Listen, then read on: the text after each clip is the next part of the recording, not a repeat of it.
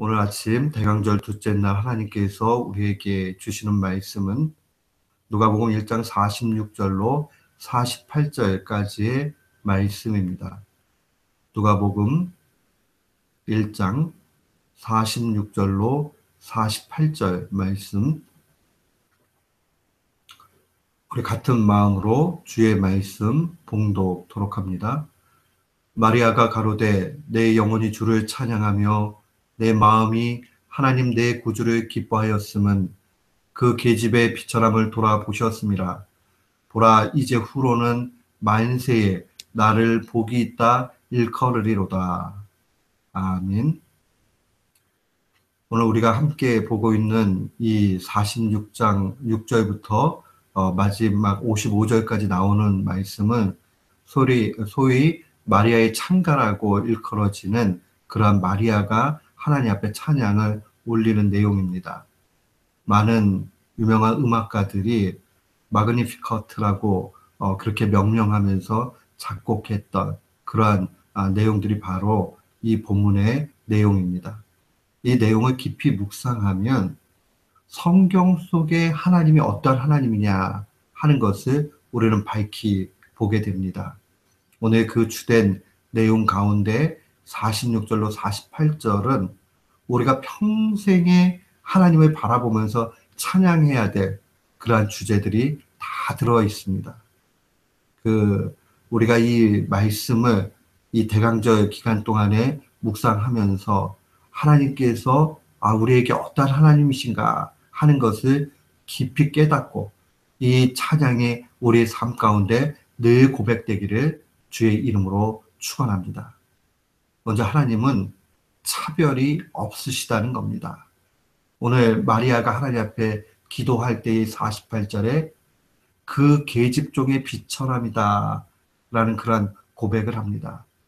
사람들은요, 뭔가 가지고 있으면 몰리지만 아무것도 없는 사람에 대해서는 관심이 없습니다. 그러나 하나님은 그 외적인 요소들에 대해서 아무런 그런 편견을 갖지 않으신다는 겁니다. 이 계집종의 비천함이라, 이 비천함이라고 쓴 이 말은 낮은 신분을 의미하기도 하고 영적으로 아주 추락한 그런 상황을 뜻하기도 합니다. 때로는 도덕적으로 결함이 있어서 이 완전히 사람들에게 손가락을 받고 있는 그런 상황들도 이야기하고 아주 깊은 슬픔을 뜻하기도 합니다.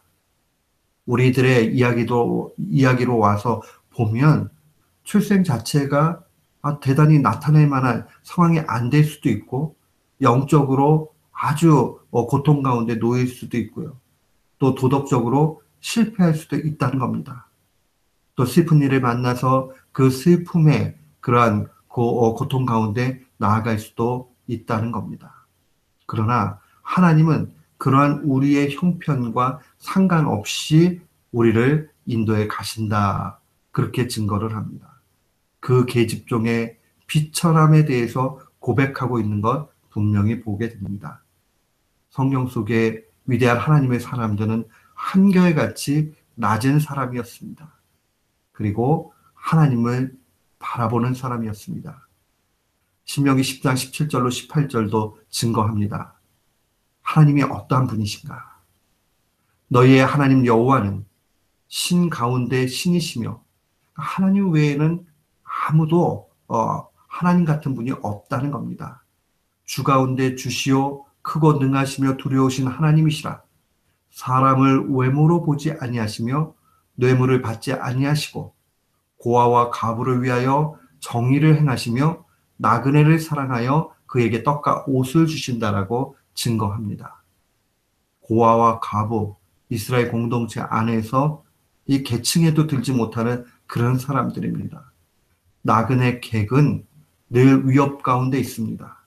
근데 이들을 돌보시고 이들을 위해서 정의를 행하시고 필요들을 아시고 떡과 옷을 주신다라고 증거합니다. 사랑하는 성도 여러분, 내 형편이 이러는데 하나님이 나 같은 건 신경을 쓰시겠나 그렇게 생각하실 이유가 없습니다. 하나님은 오히려 낮은 자를 귀히 여기시고 높이시기를 원하시고 이끌어 가신다는 겁니다. 그 차별이 없는 하나님, 그 하나님에 대해서 우리는 늘 찬양해야 됩니다. 또한 우리는 이 마리아의 찬가 가운데에서 또 어떤 하나님을 만나게 됩니까? 두 번째는 연약함을 돌보시는 하나님을 분명히 보게 됩니다. 오늘 48절에 보니 그 계집종의 비천함을 돌아보셨다. 이 돌아보셨다라는 말을 좀 한국말로 더 가까이 표현해서 번역을 한다면 눈여겨보셨다. 이렇게 번역할 수 있습니다. 눈여겨보시는 것은 그냥 여사로 눈에 보이는 대로 보신 게 아니라 정말 집중해서 살피시는 것을 의미합니다. 다른 의미로 보면 우리 자신을 크게 여겨주신다는 겁니다. 우리의 연약함 자체를 아시고 오히려 그 연약함 가운데 있는 우리의 신음을 아시고 또한 하나님께서 크게 여겨주시면서 우리를 집중하고 계신 겁니다. 고난을 당했던 욥이 이러한 고백합니다. 사람이 무엇이간데 주께서 크게 여기사 그에게 마음을 두시고, 이 크게 여겨서 마음을 두신다는 이 말이 바로 눈여겨보신다는 말과 딱 떨어지는 그러한 말씀입니다. 욥은 고통과 큰 신음 가운데서 토로하고 있지만은 궁극적으로 이 문제의 해결자가 누구냐, 또 하나님이 여전히 그 고난 가운데서도 나를 어떻게 여겨주시는가 하는 것을 잘 알고 있습니다. 사랑하는 성도 여러분, 고통을 만날 때에, 어려움 가운데 있을 때에 오히려 연약함을 돌보시고 이끌어 가시는 하나님을 기억하십시오. 그 하나님이 우리를 분명히 좋은 것으로 인도해 가십니다. 또한 세 번째로 우리가 우리의 삶 속에 찬양해야 될 하나님의 모습은 복되신 하나님이시라는 겁니다.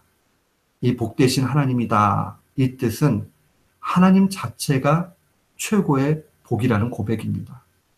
사람들은 먹고 마시고 즐기고 이거 자꾸 복이라고 생각을 합니다. 물론 그것도 하나님으로부터 온 귀한 복입니다. 그러나 복의 원천, 복의 원본, 복 자체는 하나님이시라 하는 것을 기억해야 됩니다. 우리가 이 하나님을 놓쳐버리게 되면 참된 복을 그냥 차버리는 일과 진배가 없습니다. 오늘 본문 말씀 48절 하반절에 보면 보라 이제 후로는 만세의 날의 복이 있다 일컬으리로다 라고 그렇게 찬양을 합니다. 이 말씀을 조금 더 원문에 가깝게 번역을 하면 이렇게 볼 수 있습니다. 지금부터 모든 세대에 이르기까지 나를 복이 있다 할 것이다. 근데 나를 복이 있다 할 것이다는 이 말씀은 더 가까이 번역을 하면 나를 복이라 축복할 것이다 라고 그렇게 번역도 가능합니다. 그러니까 비천함 가운데서 어려움 가운데서 오히려 복되게 우리를 이끌어 가신다는 겁니다. 신자는요, 고난당하고 어려움 만나면 이렇게 해석해야 됩니다. 아하, 이후로 하나님이 더 좋은 것 주시겠구나. 그러니 나는 복되신 하나님 앞에 붙어 있어야 되겠다. 그 한 가지를 기억하면 됩니다. 높이시는 하나님의 원리는 아주 간단합니다. 복 자체이신 하나님을 가까이 하면 우리를 복되게 하십니다. 복되신 그 하나님을 가까이 하는 것을 하나님의 말씀은 겸손이라고 증거합니다. 우리가 하나님 앞에 겸손히 나아가게 되면 하나님이 우리를 복의 사람으로 만들어 주십니다. 그러니 시편 73편 28절에 시인은 고백하기를 하나님께 가까이 함이 내게 복이다 라고 그렇게 증거합니다. 그가 먹을 거, 입을 거, 건강한 거, 넉넉한 거 이게 복이라고 얘기하지 않고 하나님께 가까이 함이 내게 복이라고 이야기합니다. 왜냐? 하나님 자체가 복이시기 때문에 그러합니다. 복의 근원이 되시고 복 자체이신 하나님을 가까이 하는 것, 그게 바로 겸손입니다. 성경은요, 우리에게 증거할 때에 겸손에 대해서 다른 정의를 내려줍니다. 그것은 하나님을 가까이 하느냐 아니냐 이 차이입니다. 하나님을 가까이 하는 자는 겸손한 자요. 하나님을 가까이 하지 않는 사람은 바로 교만한 자. 그렇게 이야기를 합니다. 하나님을 의지해서 가는 자, 겸손한 자요. 자기 힘을 의지하고 가는 자, 교만한 자인 겁니다. 그래서 베드로 사도도 베드로전서 5장 6절에 이렇게 증거합니다. 그러므로 하나님의 능하신 손 아래서 겸손하라. 때가 되면 너희를 높이시리라 하고 그렇게 증거해 줍니다. 사랑하는 성도 여러분, 우리가 하나님의 능하신 손 아래 겸손히 있게 될 때에 하나님은 우리를 높여 주십니다. 이제 오늘도 우리가 대강절을 또 지나고 있으면서 우리의 삶 가운데 찬양이 있어야 될 줄 압니다. 오늘 이 세 가지의 찬양의 제목을 가지고 나아가기를 원합니다. 하나님은 신자를 차별 없이 대하신다. 연약함을 돌봐주신다.